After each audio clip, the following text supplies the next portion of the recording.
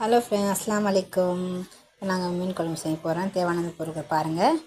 பூண்டு, ஒரு 2 பல் பூண்டு, 2 பேர் சேர்த்துருக்கல அந்த மாதிரி பூண்டு, 3 ஆனியனு, 2 தேங்காய் துண்டு, கொஞ்சோண்டு வெந்தயம், கொஞ்சம் கொத்தமல்லி, இதெல்லாம் தக்காளி. இதெல்லாம் தக்காளி உங்களுக்கு தேவையான அளவு தக்காளியும் சேர்த்துக்கோங்க. சேர்த்து நம்ம அரைச்சி பேஸ்ட்டாக எடுத்துக்கலாம். இந்த மாதிரி பாருங்கள். இப்போ மிக்ஸி ஜாரில் போட்டு கிரைண்ட் பண்ணி நம்ம எடுத்துக்கலாம். அரைச்சி எடுத்தாயிடுச்சு, ஒரு கடாயில் போட்டாயிடுச்சு. இப்போ தேவையான அளவு நாங்கள் இப்போ சேர்க்க போகிறோம். 2 தக்காளி இல்லை, கொஞ்சம் மேஷ் பண்ணிக்கோங்க. அதை கொஞ்சம் மேஷ் பண்ணால் அது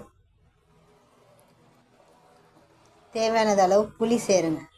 2 எலுமிச்சை அளவு லைட்டாக கொஞ்சம் குட்டியாக இருக்கும்ல அந்த அளவுக்கு நான் புளி போட்டிருக்கேன். 2 தக்காளி போட்டு மேஷ் பண்ணுங்கள்.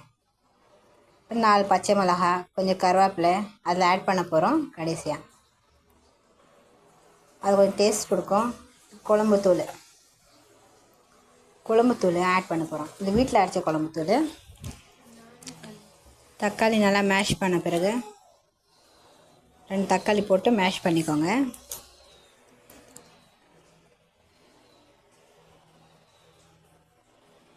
இந்த மாதிரி செஞ்சு பாருங்கள், நல்லா டேஸ்ட் கொடுக்கும் உங்களுக்கு.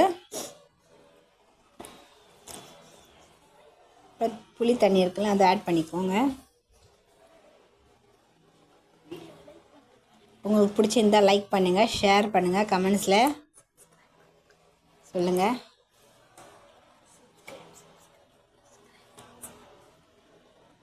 குழம்புத்தூள் ஆட் பண்ணுறேன். எனக்கு தேவையான அளவு நான் ஆட் பண்ணுறேன்.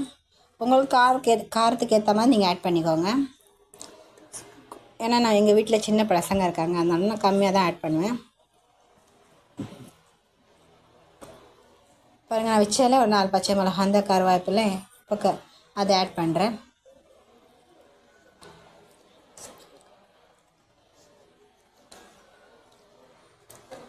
இப்போ பாருங்கள், எனக்கு தேவையான அளவு நான் உப்பு சேர்க்குறேன்.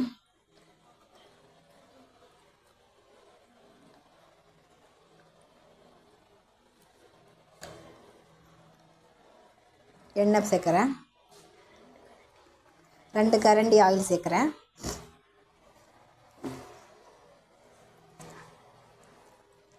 உங்களுக்கு கூட தான் நான் சொல்கிறேன்.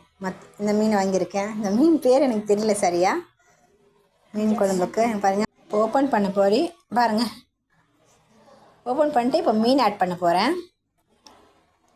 இந்த மீன் பேர் எனக்கு சரியாக தெரில. இந்த மீன் ஆட் பண்ண போகிறேன்.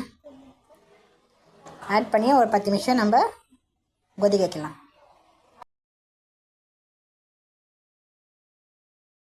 கொதி வந்துச்சா, பாயில் வரப்போகுது. பாயில் பபுள்ஸ்லாம் தெரியுதா? அந்த பபுள்ஸ்லாம் இன்னும் ஒரு கொஞ்சம் கொதிக்கணும்.